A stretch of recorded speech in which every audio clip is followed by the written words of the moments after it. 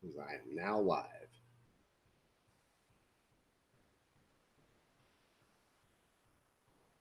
Wait just a minute for some people to get on here.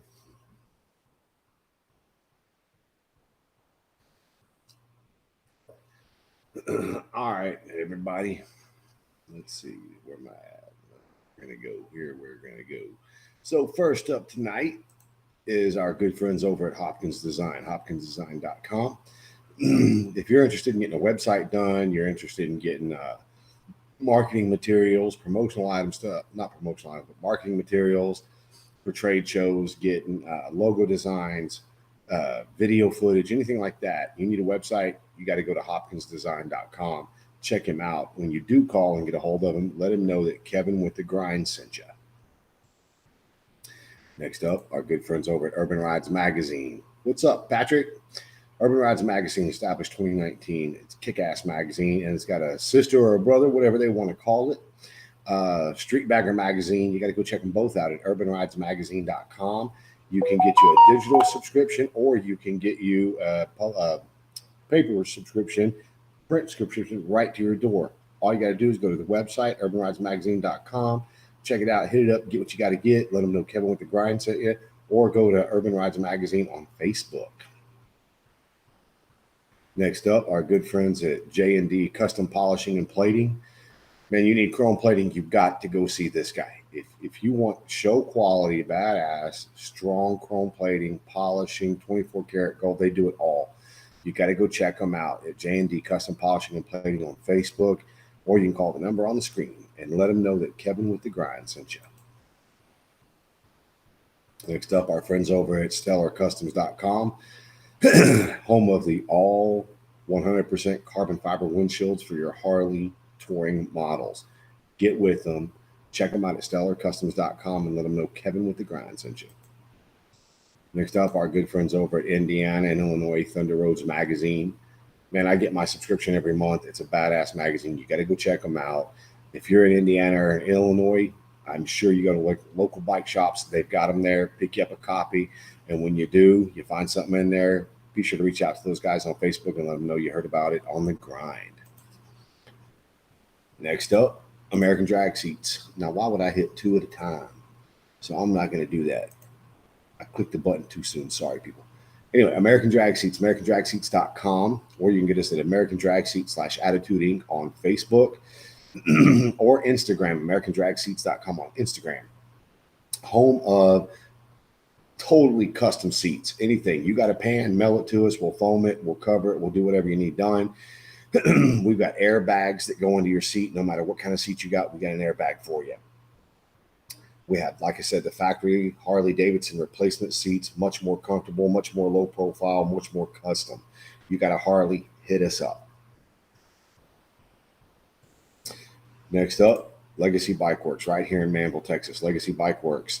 If you want a bagger built, you want a chopper built, you want a bobber built, hit up Legacy Bike Works on Facebook and let us know. You can also find us at Legacy Bike Works on Instagram. So what's happening, everybody? So as you guys can see, we've got the snake rolling. So the last one to comment is going to be the head of the snake. So keep on commenting. What's up, guys? What's up, Patrick Price? Mr. Robert Davis is in the house. Adrian Dre Meadows, congratulations on getting the cover of Indiana and Northern Illinois Thunder Roads Magazine this month. So I got my copy. I wish I'd have gotten it autographed, though. What's up, Miss Janice? How you doing? The guys over at Vertical Customs, we're in talks right now to get those guys on and get them a good interview. As you guys can see, bada bing, that's the Martin Brothers bike. I've got the ass in that fat 300 rear tire. We are getting it together. We're doing our best to get it ready for Galveston this year. Full-blown, complete restoration on this bike right here. I got another bike. Let me get out the way. Look at that fat ass. That's a 360 single-sided swing on. I'm building that one too. There's a bagger sitting back here somewhere. You can't see it, but there's a bagger back there. Plus my plasma table right here. Plasma table. There's my old logo. Sit on this, adscustoms.com. I'm pretty sure that website still works, adscustoms.com. Somebody go check it out and let me know if it still works. Um, but anyway, so tonight's show is 100% about shops, what you do in your shop, how you do it, things of that nature. Do you weld? What's your specialty? Is it electrical? Is it the Bondo fiberglass jobs? Is it, like I said, welding, fabrication? As you can see from my shop here, we do a little bit of everything: welding, fiberglass, audio. We do the plasma services here. It's a full metal shop here. We can fabricate just about anything you need. Um, I do have the shrinker and the stretcher and the plenishing hammer and all that stuff right over there, but you can't see it. Uh, but anyway, I want to talk to y'all about tonight's show. Is about the shops and what all your shop does. What are you known for? You know, what are you wanting to get into? Man, my hat seems crooked as shit. Y'all tell me, man, my hat is crooked. Oh yeah, representing the barnyard.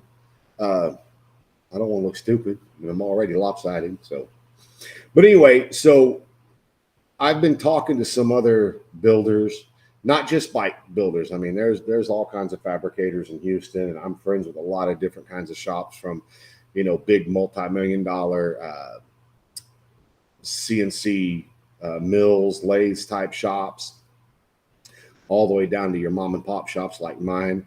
Out where I live, there's a bunch of different styles of shops: diesel shops, hot rod shops. There's not really any bike shops out this far out. There's a couple, but I'm not about to say their names because, well, yeah, because I don't want to, and it's my show. Matt Hatter says, "Hey, Kevin, if Brian Stalkup shows up, you should ask what he does in his shop." Well, you know what? He'll probably show up, and I will ask him what all he does in his shop, because I've actually talked to Brian and the guys over there, him and his brother, and I've seen some of the crazy shit they do, and they're really impressive. But what I wanted to really discuss tonight on the show, because I don't have someone to interview, was when you start a shop, what a lot of people don't understand, what a lot of people don't know, is shops don't just start up overnight. People are working in their garages just like this, and they start tinkering with stuff, and then they build their way up to doing stuff and doing stuff and doing stuff, and then they'll end up getting some buddies that need some stuff done. And in my case, it started with bikes, but that's not where my fabrication started at. My fabrication actually started with cars, and believe it or not, audio. Back in the late 90s, early 2000s, I had a shop that did audio, that did custom work, custom boxes, uh, custom wraps. And when I say wraps, I don't mean the new vinyl wraps that go on the outside of your vehicles. I mean the wraps that, like, wrapping interiors, wrapping speaker boxes, doing the 3D print stuff on the speaker boxes, putting logos in them, doing all of the LED lights, and doing the clear plexiglass with the logos and stuff in them. I had a shop doing that, and I had it for about 7 years. The bad thing with that shop is you have to rely on employees, just like with a bike shop. But there we did automotive detailing, we did pinstriping, we did upholstery, we did audio. I mean, we did all kinds of stuff at that shop. And having to hire people back then, it just, at one point in time, I want to say I had like 35 or 40 employees. And every time you hire an employee, if that employee's not top notch at what they're doing, then you're running a risk of the quality, the insurance, the customers. Because one thing that I will tell all of you guys over the years that I've actually learned is you're going to end up with great customers that you end up building relationships with, but you're going to also end up with really, really bad customers. And a lot of people don't want to acknowledge some of the headaches of owning a shop, because they're real touchy situations. And I'll tell you guys about a job I had one time back in 2006. So I built custom motorcycle seats specifically for American Iron Horse motorcycles. The reason I'm telling you this story is because it started out so great. It started out so kick-ass. Customer calls me up. I forget where he lives, somewhere up in the northeast part of the country. And he calls and he asks for one of my seats with the built-in sissy bars that I make and that I'm pretty well known for doing. Uh, we agree on a price, and it was really expensive because he wanted the seat with a sissy bar in it. Then he wanted a custom cover. Then he wanted front and rear airbags, and the whole seat to the customer was like $1,800. No harm, no foul. He paid. Everything was great, and he paid via PayPal. So for you guys that have PayPal, listen up, because this is a lesson that I had to learn, and it was bad. So back in 2006, motorcycle seats was all I did. That's it. So I was in my shop at 8 a.m. and I usually didn't leave my shop till 6 p.m. So we were knocking seats out left and right, day in, day out. And I had a 14-day guarantee if you didn't get your seat. And that means me finish it, putting it in the mail, and you getting it to your doorstep. 14-day turnaround. So I do this guy's seat. I mail it to him. He paid via PayPal. He gets the seat. He has it for the weekend. He got it on a Friday. So he had it Friday, Saturday, Sunday, Monday. Tuesday rolled around, and I noticed that my PayPal had a what's it called? A chargeback in it for the amount of his seat. And I was like, what the hell's the deal? Well, right after I noticed in PayPal that the chargeback was there, the customer actually called me, and he told me, he goes, man, this seat looks awesome, but there's no way I could actually use this seat. So I'm going to have to return your seat. I already went into PayPal and got my money back, which is the second part of this story. I'll tell you in a second about PayPal.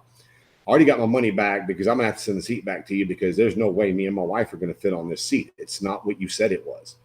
And I was like, it is exactly what I said it was. I gave you dimensions. I gave you everything on the seat, the sissy bar height, the rear seating, width and length. And I gave you the front. I gave you everything you asked for. And everything was legitimately written out. Well, it turns out the customer failed to tell me that he was 5'11" and weighed 320 pounds. Forgot to tell me that his wife was 5'2" and weighed about 260. So there was no way they were both going to fit on that bike with that seat. They were just too big of people. So when I contacted PayPal and told them what happened, he had already taken his money back. And to make a long story short, he got to keep all of his money and he kept the seat. And there was nothing I could do about it, because PayPal has a 45-day grace period, where you can buy something and pay via PayPal. And if it's within 45 days, you can get your money back. If it's after 45 days, the customer cannot get your money back, which is instantly. When I found that out, I started telling all my customers right then, hey, we only have a 6-week turnaround period. It takes 6 weeks because they're all made by hand, blah, blah, blah, blah, blah.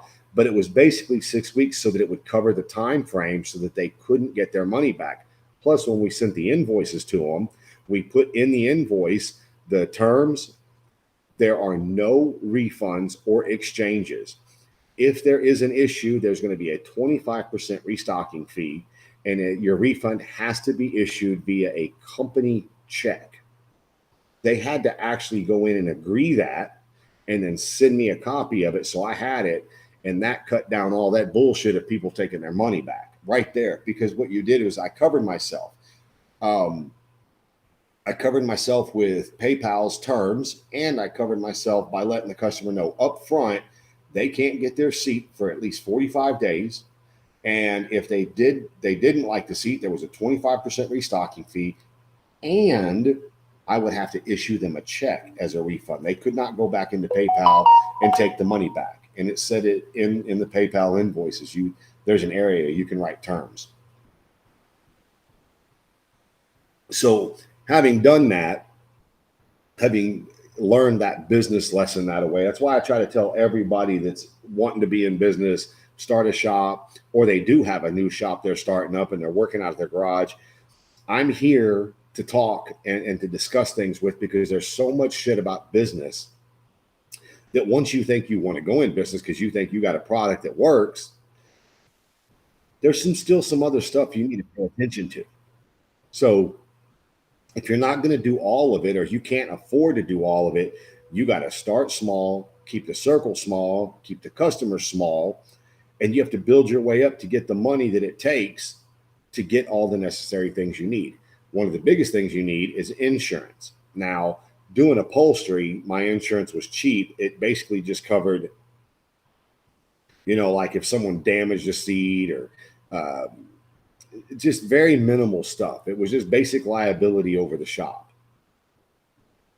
So now when you get into a bigger shop, whether you're doing audio or you're doing frame modifications or you're doing welding, or in this case, we're doing bikes, we have to have insurance to cover what we do, because if anything goes wrong building a bike, if you forget to tighten a bolt, let's say, a fender bolt, and the fender comes off, locks the front end up, throws the customer off the bike, they're going to sue you. Even if they're your best fucking friend, they're going to sue you for damages.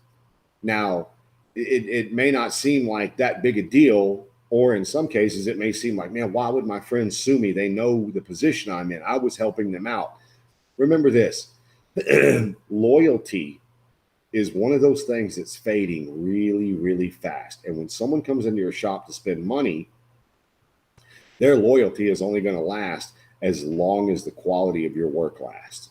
If you have a bad day, something goes wrong, that loyalty is out the window.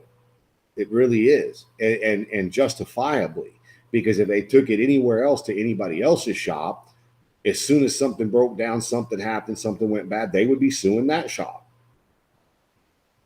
And I'm not saying that all customers are bad, because for the most part, I'd say 99% of your customers are going to be good. They're going to support you. They're going to understand. They're going to be there for you. But you're going to have that 1%, no matter how good you are, no matter how hard you try, no matter what hoops you jump through, how many hours you work for these guys, they're just out to get you. They're just shitty people like that. Me personally, I've been very blessed, because when I started my first company in 1997, if you do the math, that's 26 years ago. And in almost 27 years, January 1st will be 27 years. In 27 years, I've only had a handful of customers that were upset. And out of that, let's put a number on. Let's just say there were 20 customers in 26, almost 27 years that weren't happy. Out of those 20 customers, there was only one, just one, that took it to the next level. All the other 19, I was able to make them happy because they were willing to work with me. But like I said, there's always that one.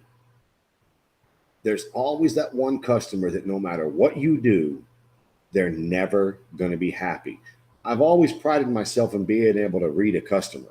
But you got to protect yourselves in your business. You got to do what it takes to protect yourself. You got to go over everything with a fine tooth comb. You got to take pictures of the product or the bike or whatever. You got to write everything out, so when a customer does come to you, they feel comfortable that you're trying to protect them and yourself.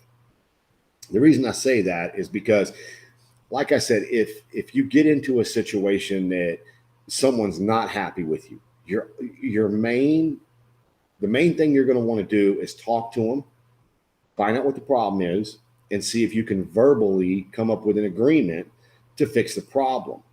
If you can't come up to something, all you can do is either give the customer his money back, or you can tell the customer, hey, kick rocks, whatever you're going to do. But I've till today, 26 years into this game, I am still learning things about business that just blow my mind.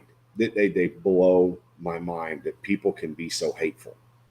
But you also get really good customers like that bike right there, that are just awesome customers, that they understand what you're doing. They understand time frames. They understand, it takes time to build something quality. Plans don't always go the way they're expected to go. Things don't go the way they're expected to go. And that customer understands, hey, look, I'm having something custom done. I need to understand, and it's going to take longer. But I will say this, if you're one of those shops that you don't stay in contact with your customers, I personally believe you deserve whatever you get. When you blow people off and you ignore their text messages, or you don't return their phone calls, you're your customer service sucks, and people are going to get wind of that, and you're going to get a bad reputation for it. Now, if you're one of those shops like me that stays in constant communication, I'm always sending updates and pictures and letting people know what I'm doing. It's because I work a full-time job and I do this, and I'm helping Devin with his bikes. I do the motorcycle seats. I do the show every week. It eats up a lot of your time. So I tell customers when they first come in, hey, look, if you're on a time frame, let me know right now. I need to know what your expectations are, because when you give me your expectations, I'm going to give you back my expectations. And we're going to come up to a happy medium, or you're going to have to go to another shop, which I'm also not in a position to where I'm going to be sending customers to other shops, because the shops around here, the custom shops, I don't feel comfortable. I'm not saying they're not good, but I'm not comfortable sending work to those guys, because if the customer's already, got me bent over and feeling odd about it, I don't want to send that to the other shops that may or may not be able to help them, because I don't want them to have bad customers. But anyway, back to the fabrication side of it. When you decide that you want to start fabricating parts, whether it's a sissy bar, or it's foot pegs, or it's custom frames, or modifying gas tanks, or welding necks, or when you decide you want to do that stuff, if you want to become a welder, I would tell everybody the best thing you can do is find you a community college close to you. Go take their welding course. It's not like you're trying to go get a degree. You're wanting to learn a craft. Unfortunately, it's getting harder and harder to find those, vocational schools and stuff like that, because there's not a big demand. Students aren't, wanting that. Everything's, electronics now, just like this plasma table. It's a CNC plasma table. You have to learn computer programming to program the G codes to actually run these CNC tables. Now they're getting smarter. They are getting smarter, and some of the programming, the G codes are getting easier and easier. I won't sue you, Kevin, unless you touch my butt. Well, we're not going to be friends unless I can touch your butt. So I guess that relationship's over with. That's just, a good friend would let me do that. I'm just saying. You do you, Ross. But anyway, so I would suggest going and taking you a course at the local community college if you want to become a welder.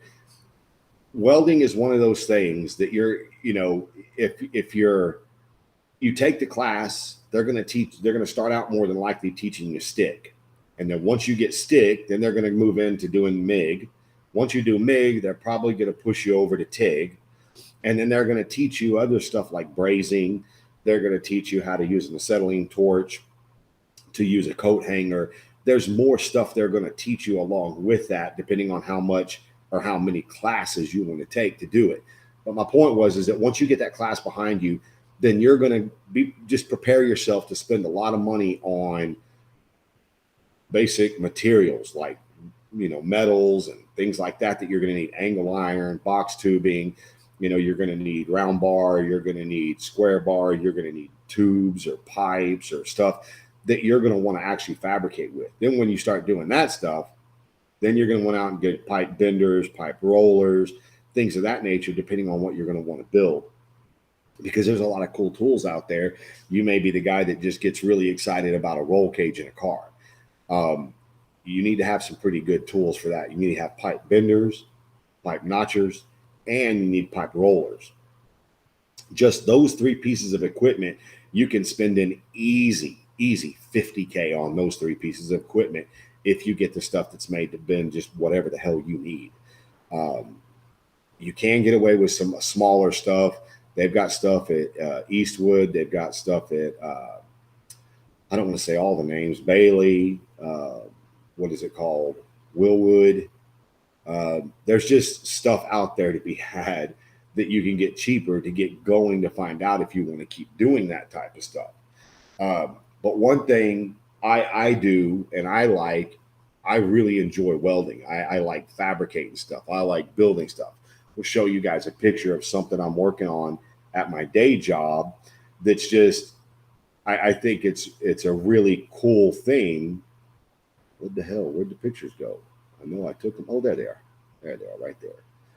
So I don't really know how good of a picture y'all can see when I blow this up, but this right here, I'm making diamond plate boxes for a trailer that go by the fender wells.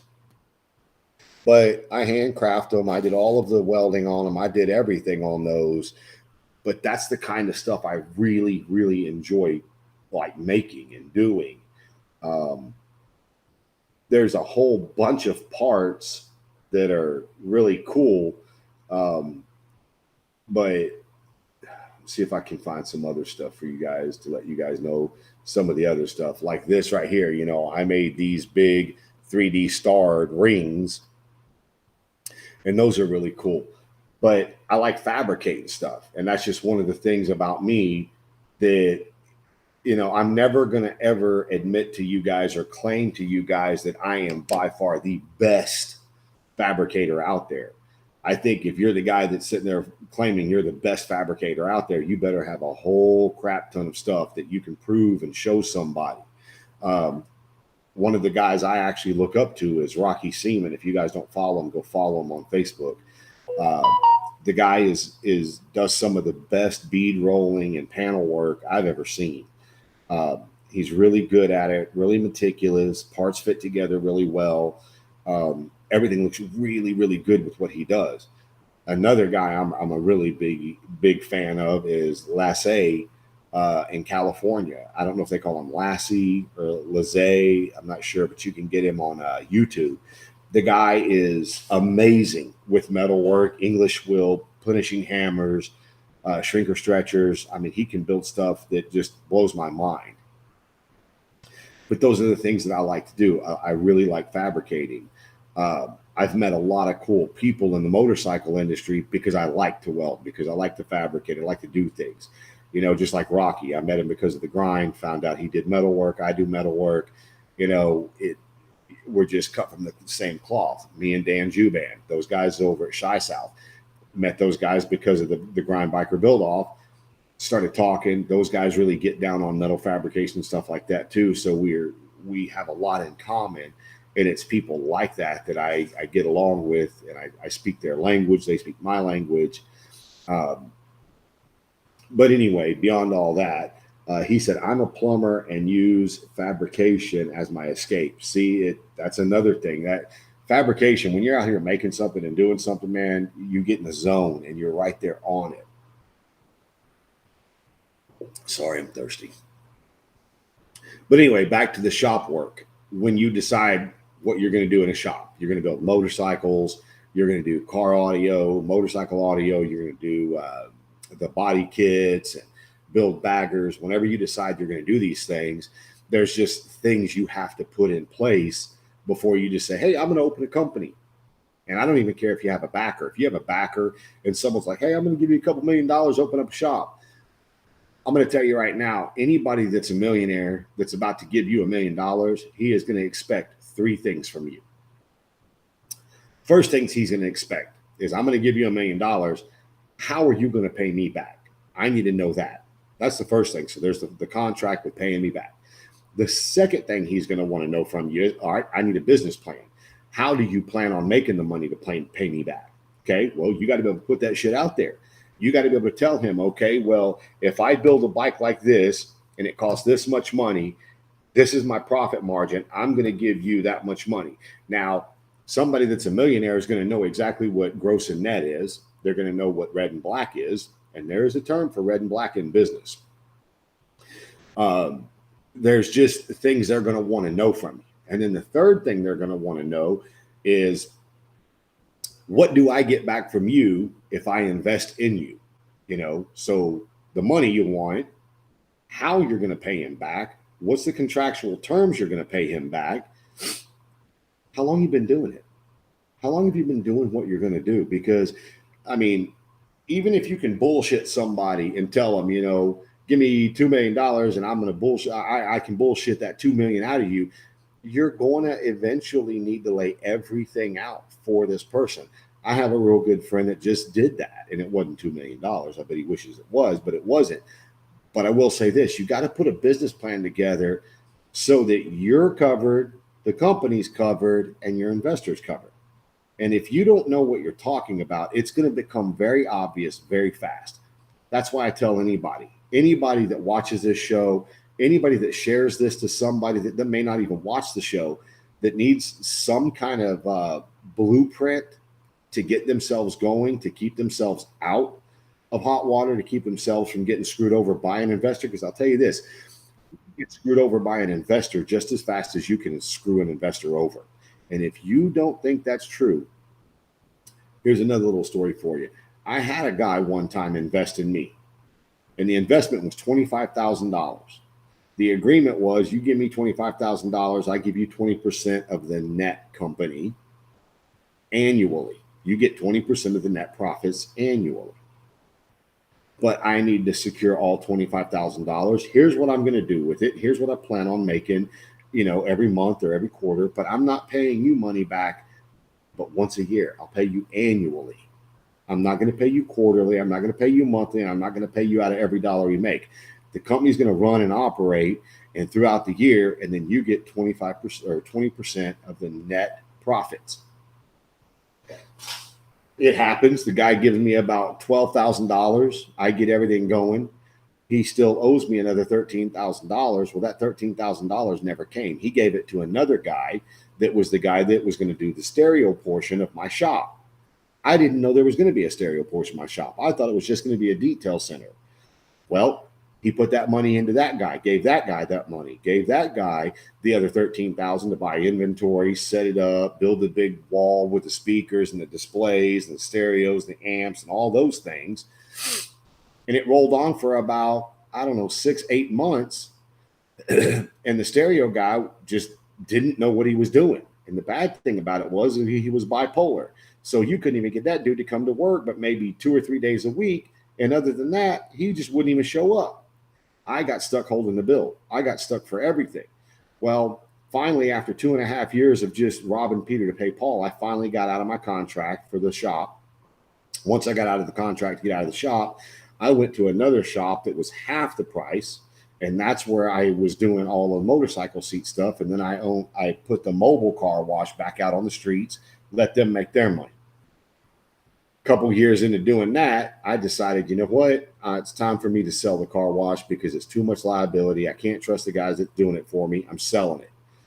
I sold the company, and then that investor got wind that I was selling the company, and he's like, hey, I want my half. I was like, your half of what? And he goes, my half of what you sold it for. And I was like, bro, you don't get half of a fucking thing. Oh, yes, I do. I was like, oh, no, you don't. Won't you look at the contract that you signed with me for $25,000? You never gave me $25,000. Oh, yes, I did. I said, no, you didn't. You gave me $12,000. You gave the stereo dude $13,000. Well, that was the same thing. It went into the same shop. I was like, no. See, that's where you messed up. If you read your contract, the contract says that you were to pay Kevin Sockwell $25,000 before the contract becomes valid. Okay, that covered me. Because when I sold the company for a decent penny, but he tried to get with me. He got a lawyer, got the lawyer to call me, and I was like, here, I'll fax you over a copy of the contract. And back then I was pretty smart. I actually took pictures of the checks that he gave me, and I put them with the contract. I sent all that over to the his lawyer. And his lawyer called me back and said, there's no more lawsuit. We're done. Because the contract fully stated he had to give me the $25,000. He refused to give me the $25,000. He gave me $12,000, stuck me with the rent, never paid me another dime. I had to carry everything for 2.5 years. I lost money. I lost my ass. And then the investor tried to come after me and sue me. And once his lawyer found out that I had the contract in writing, everything was good. It was notarized. It was above par. He told his client, he was like, well, you're the idiot, gave the other guy money. You should have gave all the money to him because it stated in the contract, you're a ghost partner. You have no say in anything, period. So you didn't give him the money. You don't have a leg to stand on. And you better be glad he's not suing you for the $13,000 because he could sue you for the $13,000 because of all the stress he had for 2.5 years just trying to pay the rent. There you go. So that's why I tell you guys, man, I try not to come across as a know-it-all or, claim to be something I'm not. But I tell you guys the truth, man. When it comes to running a business, I have screwed up every way you can think of. And I've had to learn every one of these lessons the hard way. If you're thinking about starting a business, give me 10 minutes of your time. Let's just go over your business plan. Let's just go over what you're thinking you're going to be doing. I will do my best to keep you out of hot water and guide you into some areas so that you don't end up screwing up and you have a better chance of success. People make money building bikes. Tim, I think you should be telling me something about that little blue monster you built. Tell me that bike didn't kick ass and take names in Bandera. Tell me it didn't. I knew that bike would kick ass. Man, if you guys can see that bike, I need to bring Tim on here sometime. Tim McLaughlin, bring him on here, have him show you guys this bike and what in the areas that he works out of. The areas that he works out of are so small and tiny, but he's very efficient at what he does. The dude's got a brilliant eye when it comes to building and putting together and designing a bike. And then he puts a good group of people behind him to get things done that he doesn't want to do or he can't do. But he knows what he wants. He sticks to the plan. He executes it. And I'll tell you what, the 3 bikes I've seen he's done, dude, those are fucking killer bikes. What I scroll into, I don't know, Nancy, but Nancy, I know I don't always reply to your messages on Facebook when you send me the videos of Jared. Please keep sending those videos because I get busy. I go back and I watch the videos. And I'll tell you the fact that Jared and his son were working on that bike, that's cool, man. I dig the shit out of that. I need to bring him back onto the show sometime and get an update on what all's happened in the last 2 years since he's been on here. Appreciate that. No, Tim, I appreciate you, brother. A lot more than you know. I appreciate you. But anyway, so back to the shop. I mean, I'm seeing people on the show right now like Logan Black. There's another guy that he gets it. He gets it 100%. He's worked for the big name guys. He's worked for himself. He moonlights in his garage. The guy makes products. I mean, he's brilliant at what he does, and he's smart. He is very smart with what he does also. I wish I knew how to say his wife's name. Corinne, I think is her name. They're a very good team. They work very well together. Or at least, the times I've spoken to them, they do. But anyway, back to having a shop and doing your thing, putting it all together. What's up, Jimmy? It's not for everyone. You goddamn straight, it ain't for everyone. Anyone see Brian Barber at all? No, I haven't seen Brian Barber. Brian Barber is probably out in the shop working right now instead of watching the show. He's at Barber's this weekend. Jared's at Barber's this weekend? Brian Barber's house this weekend? Or I don't know. Maybe I missed something. But anyway, so back to starting your shop. So hopefully you can start your shop off your own budget and your own money so you don't have to have an investor. Because I will tell you this, having an investor sucks. Because you have to ultimately answer to somebody else because it's their money that is funding what you're wanting to do. And I don't care what kind of contract you've got. I don't care what you're doing. You got to stay in contact with your investor. You got to let them know what you're doing. You got to be accountable to them. And that's why I don't have an investor. That's why I do everything off my shoestring budgets and hope for the best. I paid for this. I paid for that. I didn't have an investor. I paid for that hard earned out of my pocket, $22,000. I'm still making payments on it, but it's mine. I don't owe anybody for that.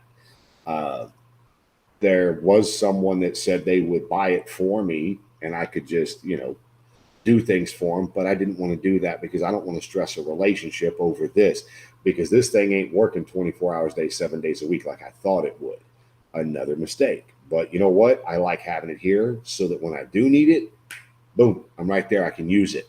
I'm planning on getting more tools that I may not ever use, but I like having them here for the 1 or 2 jobs when I'm ready to use it.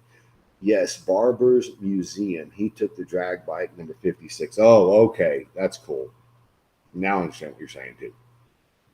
So my point is that when you get an investor, you're going to be accountable. If you can do it on your own, start small, Start with a small little budget, get what you can. If you got to start with Harbor Freight Tools, start with Harbor Freight Tools.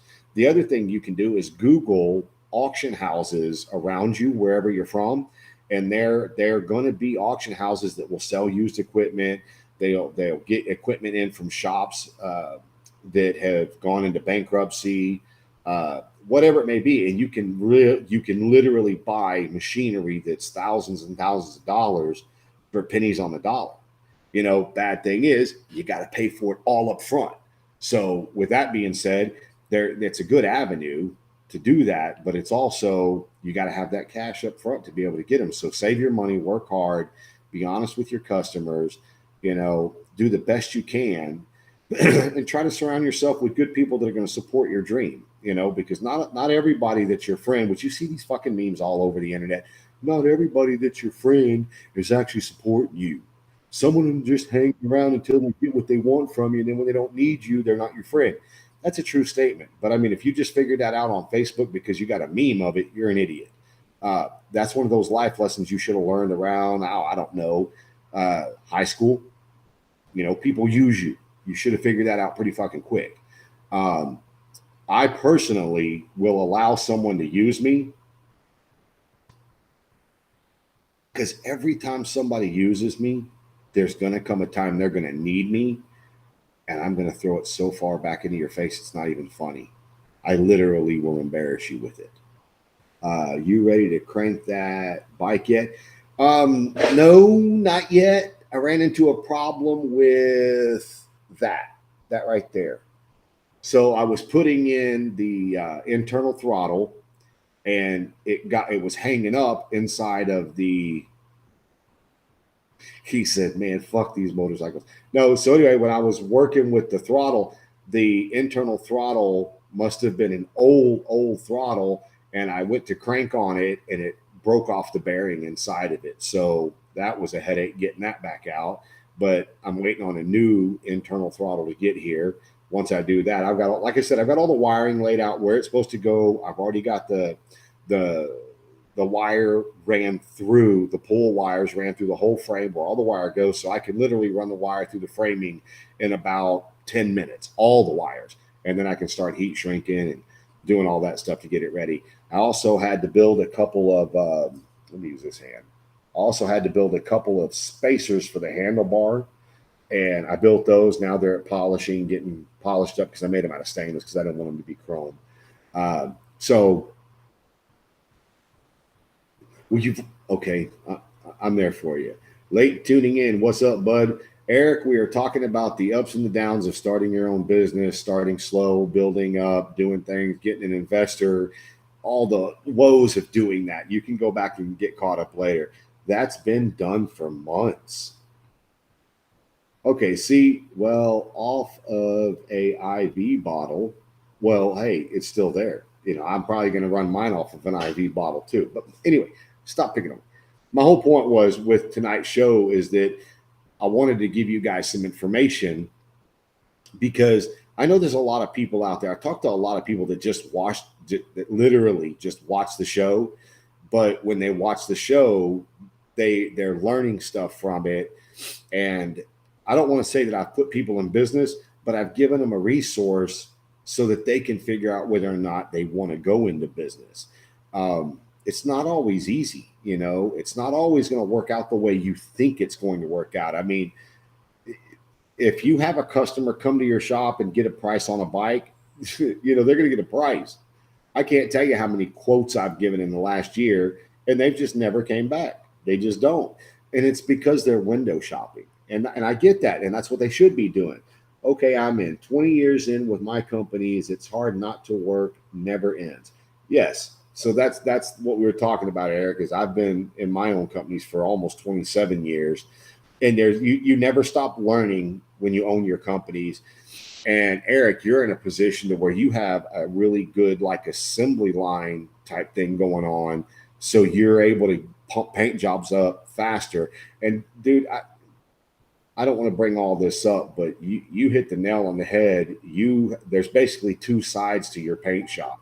You have the side that does the Harley stuff and fixes this, that, and the other. And then you have the true custom side with all the badass painting and airbrushing and line work and all that. But, you know, even Eric has said before, when he does this, he has the meat and potatoes of the company, which is the Harley, the repeat jobs coming and coming and coming and coming and coming, because the big paint jobs just take so long. It's hard to really make the money you deserve on the custom side because it takes so long to do that part of the paint job. Brian Barber does some really kick-ass paint jobs. It's really hard. It's hard when all you do is custom. But I do think at some point in time, when you're that good, like Brian or Eric, you get to a point where you're more in demand because you're doing the custom stuff that the other 90% of the painters out there can't do. Not saying that they don't have the knowledge to do it, but they may not have the skill set to do it. What did he say? Streamline designs, triple roller bearings, internal throttle is the best internal throttle out there, period. Yes, I know. I just ordered them. The paint is the easy stuff. Growing my parts company and the sales is the hard stuff with my family or with my fairly new company. Well, you know, that's the other part of what we were talking about tonight is that, you know, once you get into doing stuff, you're evolving. Like me, you know, I started out doing mobile car washing. Then I opened up a shop, a detail shop, car stereo, customization shop. Then I opened up the motorcycle seat shop. Right there, sit on this. The motorcycle seat shop. And then the motorcycle seat shop eventually grew into doing bikes. Now the bikes have grown into opening a bike shop. There's an evolution to everything you're going to do. And you're going to find out, man, that there's going to be a growing pain in everything you do. It's not going to be easy. And you really do have to lean on people to get you where you want to be. And if you've got people in your corner that say, hey, look, oh, you don't know how to do this? That's cool. Here's how I've always done it. I've had success with this. Those are the people you need. There are the other guys out there that are going to be like, oh, you're an idiot. You can't do it. Oh, you're the one that wanted to start a bike shop. You got to do this. You got to figure it out. You know, I had somebody in my life 7-8 years ago that I almost considered family, but the way they treated me when there was a problem, they never came to me. They never talked to me. They never got my side of the story. They believed somebody they didn't even know, which is why I say, man, it ain't easy because you'll make friends, you'll invest in people, and they turn out and they're just asses to you. They don't really care for you because they don't have a need for you. If they have a need for you or what you do, they're going to be nice as shit to you until they no longer need what you do. You're looking for the people that like you or need you when you don't have anything to offer them. That's the people you need. You got to surround your stuff. You got to surround yourself, no matter what part of your life you're talking about. You got to surround yourself with the people that support who you are, that cut from the same cloth, believe in what you're believing in, you know, willing to help you get where you want to be. I do that. I like to think I do that. I like to think that I'm supportive to everybody. Now, don't get me wrong. I do have some friends I give some pretty hard times to, but I'm also thinking that that's just the nature of our friendship is we love to rib on each other. But I still try to cut the ribbing and bullshit down. Like I told you guys forever, 75% of the time I'm going to support you. 25% of the time I'm going to talk shit about you. If it's not the same with you, we got an issue. If you can't support me 75% of the time and only fuck with me 25%, it's not a good relationship. And you don't want to be around people like that anyway. You want those people that support what you're doing. I'll give you guys a little piece of information. You guys see, hold on, let me see. Jason Tower. You know, I don't know how many of you people actually know who Jason Tower is, but if you were into choppers in the 2000s, when that huge chopper craze was going on, you know exactly who Jason Tower is from Tower Machine. He made some of the most badass belt drives out there, very custom belt drives. I've been begging Jason to build me a belt drive, but the bottom line is that the tooling and the setup and all the stuff, he doesn't do that anymore. He's into other stuff now. So I still want one, but I don't have one. You know, but I want it because of who Jason is with the bike that I've got. You know, it is what it is. What he say? Street. Okay, yeah. The pain is the easy. What up? Late to the party. Fuck you in the net, Kevin. That's going on the screen, Brian. You're famous now. I'm making you famous, fucker. He said, oh, shit just got real. That just happened. He said, fuck you in the neck. Fuck you back in the neck. All right, there's just 5 minutes of fame. I know it was only like 10 seconds, but it's still, I made him famous. But anyway, I could beat you guys to death with this stuff, but I wanted to let you guys know because every company has its growing pains. You can't let it stop you if you're really passionate about what you want to do. If you really want to own a business, you really want to start a shop, you really want to do something, don't let people tell you no, but try to find people that are going to be honest with you, people that are going to help you get where you want to get to. And I'll be honest with you, it's not easy. You're going to have a lot of heartache. It's going to suck. And there's going to be sometimes you're going to work and you're going to be like, what the fuck am I working for? I'm losing my ass on this job and this customer doesn't even appreciate me. You're going to have to get through those days too. And those days suck. And there's more of those days than you would think there should be when you own a business. But it's not personal. It's business. So, but anyhow, what did he say? Biz and personal, target the people that will help you grow. Be with 4 losers, you will be the 5th. Be with 4 millionaires, you will be the 5th. Picture in the pick in choice properly. That's the truth. I thought we were gonna talk choppers. We did talk choppers, right there. But it was all about the shop. It wasn't like choppers.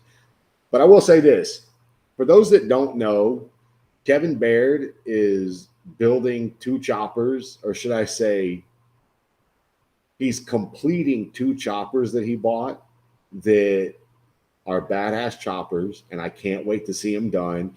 And I can't wait. I cannot wait to ride them.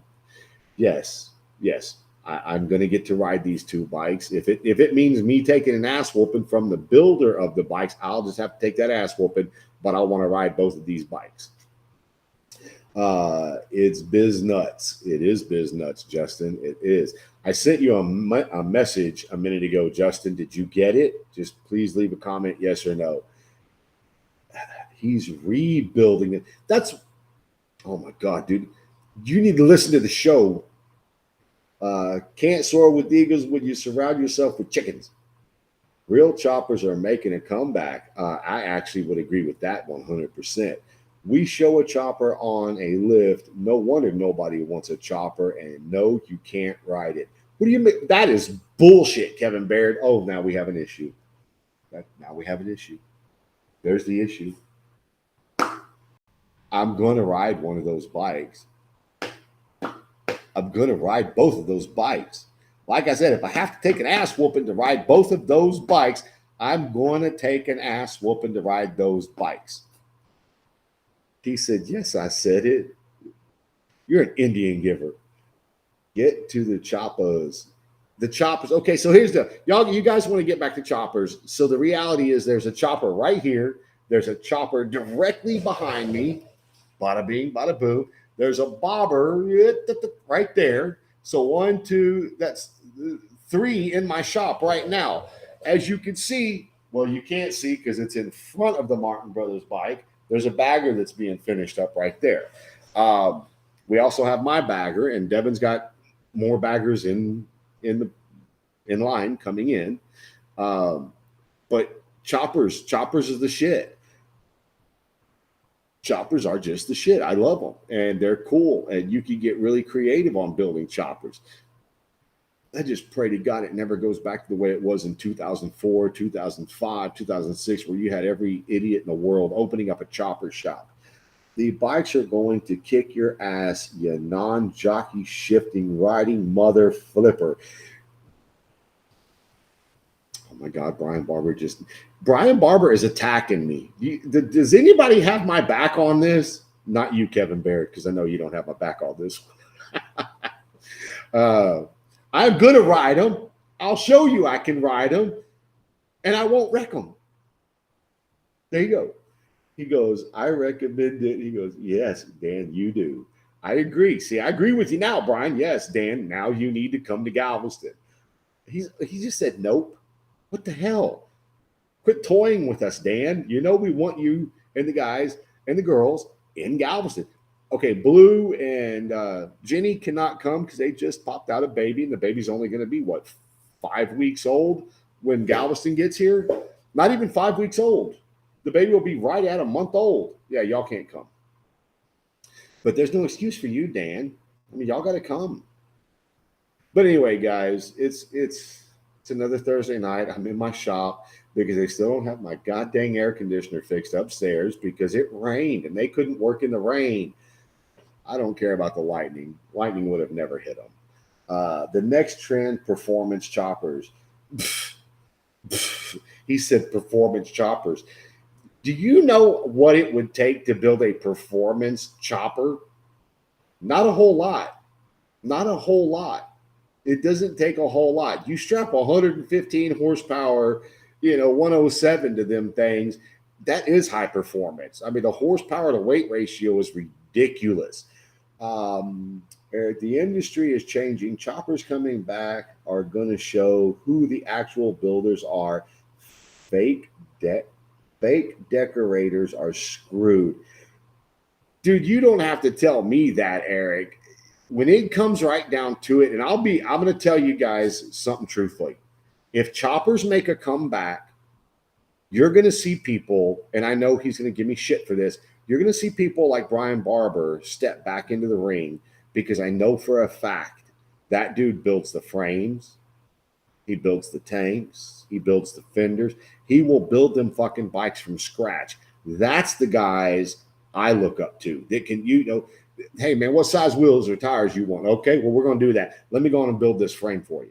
Let me go on and build this fenders and tanks, everything you want.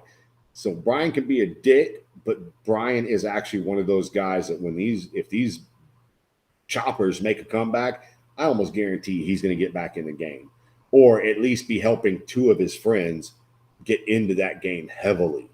Well, one of them, he's going to help a little bit, but the other guy, which is me, he's going to help me do it a lot because I'm telling you, there's some shit I want to build, and it doesn't mean that I'm going to change the game. No, it just means I want to build. I just want to build shit.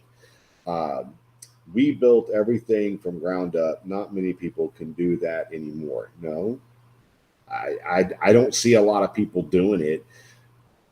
And that's a very touchy subject right there, because when you see a lot of the bobber guys build, I don't see a lot of the bobber guys even building their frames. I see them modifying existing frames, and that's not a stab at them. I just don't really see the custom frame guys anymore.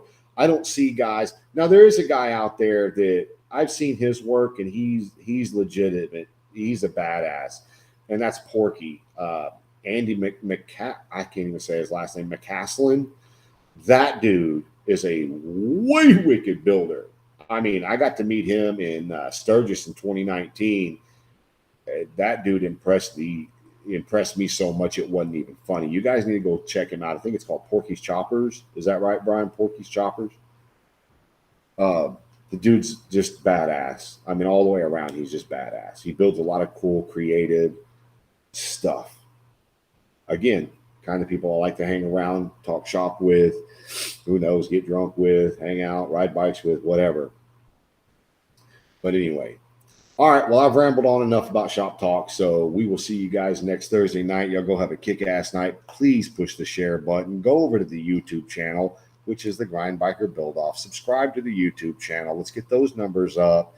And if you're over at the Grind channel, go check out the documentary. The full documentary is on YouTube. You can watch it, share the documentary, get people out there that have never seen the documentary, let them know we're doing it, show them the documentary, man, share it up. YouTube, the Grind Biker Build Off. YouTube, the Grind Biker Build Off. Hit the follow, hit the subscribe, and hit the notifications. You guys have a kick-ass Thursday.